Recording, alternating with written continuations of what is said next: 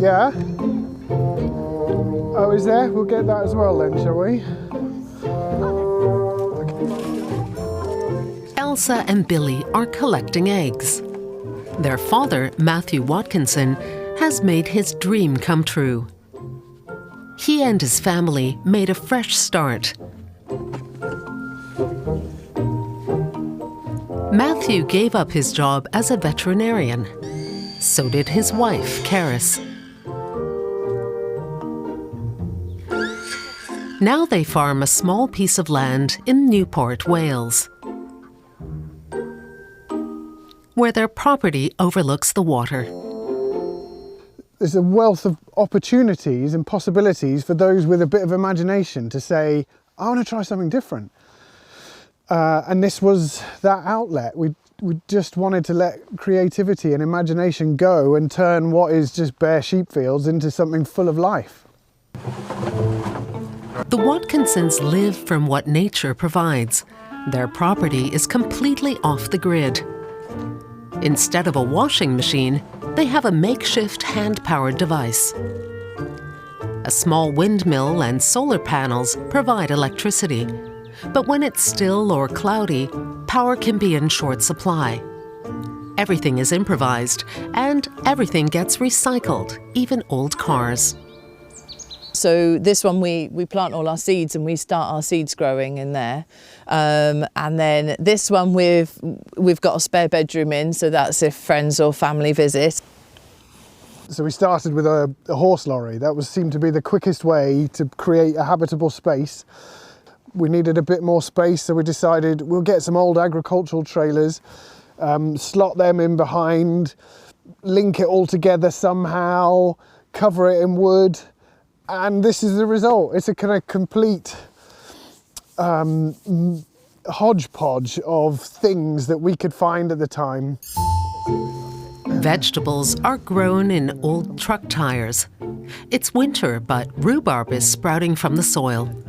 They grow fruit and vegetables without pesticides and take care to increase biodiversity on their property. The Welsh Government supports sustainable projects like this one under a programme called One Planet Development.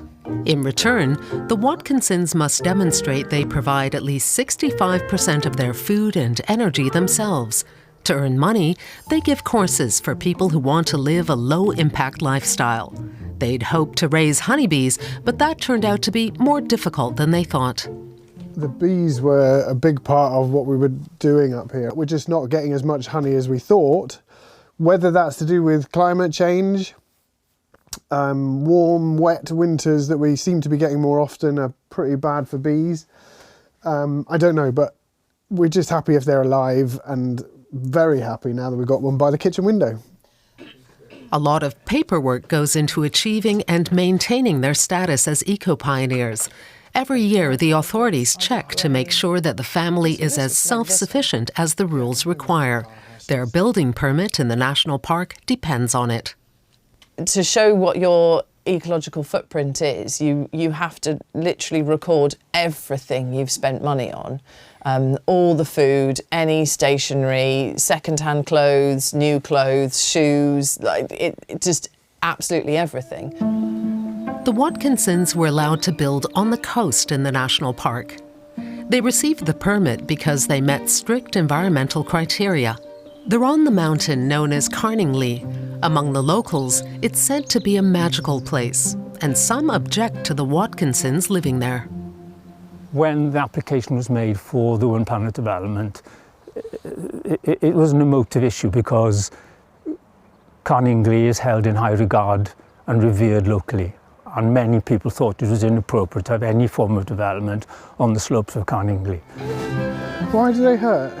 The Watkinsons have been living here for 6 years, but now their neighbours are trying to block the property's access lane, a move they didn't expect. The hardest part by far is dealing with the resistance to what you believe in. Like I believe in making this patch of land more habitable for people, for wildlife. The Watkinsons are doing without comforts many take for granted. Life in their converted trailers is rustic, especially on damp winter evenings. But they love it here and want to be an example for their children.